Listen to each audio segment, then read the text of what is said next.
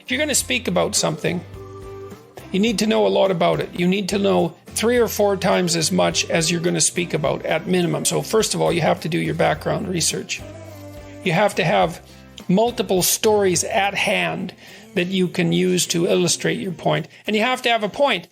You have to organize what you're talking about around a problem. So before I go on stage to speak on my tour, I always sit for half an hour, some of which involves usually about 5 minutes of anxiety. And I think, okay, there's a problem I'm trying to address tonight, a central problem or a theme. What is it? It might be courage, it might be responsibility, it might be meaning. That serves as an organizing principle. So that would be the point. And then basically I organize, say, a dozen stories around that, and I can kind of arrange them as a journey. And it's a journey that circles the main point. And so I'm trying to explore it, to say what I think about courage, let's say, but to take what I'm thinking farther than I've taken it already. And so then I can plot out, little 5-minute stories that I have that are associated with courage. And then I can talk to the audience. And I would say, talk about what you know. Use your personal experience, because that's something that you're actually a master of. You can bring in other material, but it has to be tied to the real world through your own experience. Otherwise, it's not real. It's also very good to speak directly to the audience, to the individuals in the audience, because I'm always looking at a single person, one after another, and focusing on them and talking to them just like you'd have a conversation with someone. And that way I can see if they're following along. And I'm always listening to the audience. What I really like to hear from the audience is no noise at all, silence. Because if the audience, especially, if it's a couple of hundred or a couple of thousand people, if the audience is dead silent, then I know that I'm on the right track. And the other thing I would say is you're telling stories. So every fact that you relate, or every set of facts, has to be tied to a story. There has to be a meaningful output, which is something like, why is it important to your life that you know this fact? How is it related to how you're going to conduct yourself moving forward, or how you're going to see the world? Because that's kind of the essence of meaning. How does this fact change the way you perceive the world or act in the world? That's the meaning of the fact. And facts without meaning are dull. So you need to know that. You need to tell the truth. That's for sure.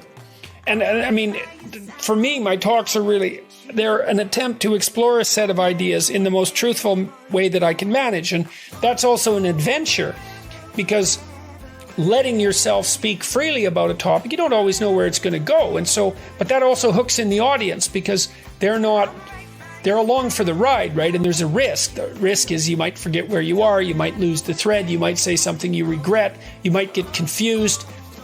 The talk should be a process of exploration, like a journey that you're taking the audience along on. It's the same when you're reading a novel. Like a great novel isn't exactly plotted out from beginning to end to begin with. The author is taking himself or herself and you on an intellectual adventure through the character development, and the characters have to be allowed to live and to express themselves, and the novel needs to unfold. It's like a colloquy between the conscious mind and the unconscious source of inspiration, and the novel is actually a journey through a characterological landscape, and the author shouldn't know where he or she's going to end up at the beginning. Same with an artist who's writing a song or a piece of music or a piece of visual art. There has to be play and exploration along the way. And so you also don't want to deliver an over-prepared talk, in my estimation, or at least that's not how I do it. You want to have a theme, you want to have a body of knowledge from which you can draw on, and then you want to be actively exploring the idea in front of the audience. And that's very gripping for everyone, including you. And you should learn something from the talk. It's an opportunity to think on your feet. Anyways, that's my style of lecturing.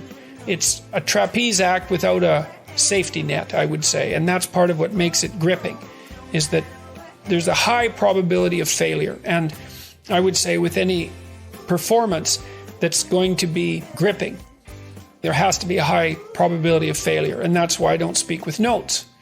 If you speak with notes, which you might have to if you're a beginning speaker, then you cannot fail because you can always read the notes. And so there's a net. You'll fall in the net, but you won't die. But you'll never do anything spectacular. So that's the thing, is if you're going to do something spectacular, you have to take the risk. And if you're going to take the risk, you have to think on your feet. And then you also have to have something to think about. You have to be working on this material. You know, I've been working on the stuff I talk about for 30 years, for tens of thousands of hours. And so I have that reservoir of knowledge, I suppose. And whenever I read something new, I'm slotting it into the knowledge structure that I use to generate my talks. And I'm reading all the time. And lots of the things I read, I forget. They're not relevant to my central mission, whatever that happens to be. Look, something like the delineation of the relationship between responsibility and meaning, and maybe responsibility, meaning, and perception. It's something like that. And so I have a central concern, or deeper than that in some sense.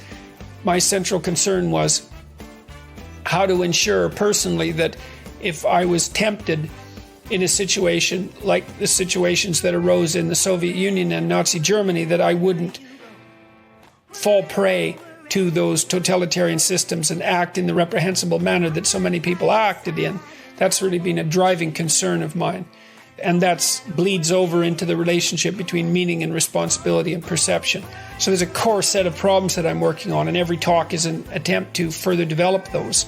So you also have to have a problem, you know? You think, well, you don't want to have a problem. It's like, yeah, you do. You've got problems anyways.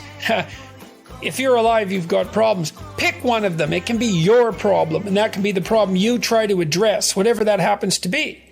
And then you have something to talk about. How am I going to address this problem? How can this problem be addressed? So you need to have a problem too if you're going to talk, just like you need to have a problem if you're going to write, because the writing is an attempt to solve the problem, and so is the talking. If you're not trying to solve a problem, what the hell are you doing talking?